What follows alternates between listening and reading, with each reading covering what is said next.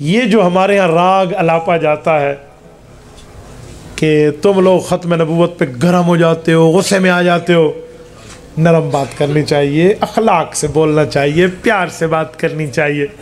اس پر بھی میں ایک بات آپ کو سناؤں۔ لاہور کے ایک کالج میں ایک لڑکا پڑھتا ہے، اور جو وہاں کا ٹیچر ہے وہ قادیانی تھا یا قادیانیوں سے متاثر تھا۔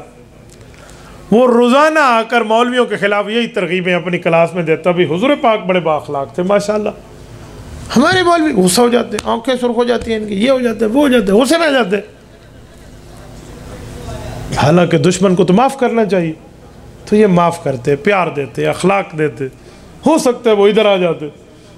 نرمی کرنی چاہیے، گستاخ رسول کے ساتھ نرمی اور سختی اس طرح کے روزانہ سکھاتے۔ طالب علموں کے کان بند ہو گئے، سن سن کے تھک گئے۔ ایک طالب علم کوئی ہم جیسے سر پھرے کے پاس آ کے بیٹھ گیا، مولوی صاحب مسئلہ دسو، اہتے ساڑھے استاد گاٹے پھیٹے۔ یہ میں روزانہ استاد کی باتیں سنتا ہوں، کہتے ہیں دشمن کو معاف کر دو، گستاخوں کے لیے مولویوں کیا نرمی نہیں ہے، یہ وہ فلاں۔ اسے سمجھایا گیا اور وہ اگلے دن کلاس میں بیٹھ گیا۔ استاد نے پھر یہی پرانی پٹی شروع کر دی، تو اس نے کہا سر ایکسکیوز می، ایک بات میں بھی کہوں۔ ہاں جی کہو۔ اس نے کہا سر نیور مائنڈ، ناراض نہ ہونا، لیکن آپ کی شکل کتے جیسی ہے۔ وہ تو کلاس میں سناٹا چھا گیا۔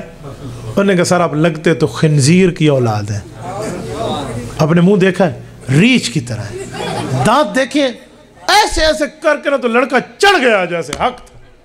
استاد کی تو آئیں بائیں شائیں اور ہوائیاں اڑ گئیں اور آنکھیں سرخ اور منہ سے جھاگ نکل گئی کہ اسٹوپڈ مین یو انسلٹ می، بے وقوف شاگرد میری بےزتی کر رہے ہو، اور لب کا اس کی طرف پکڑنے کے لیے۔ اس نے کہا سر کیوں غصے میں آ گئے، معاف کرنا سیکھیں، اخلاق دینا سیکھیں، پیار کرنا سیکھیں، ہمدردی کرنا سیکھیں، کیا استاد جی سختی کر رہے ہو۔ پھر چراغوں میں روشنی نہ رہی،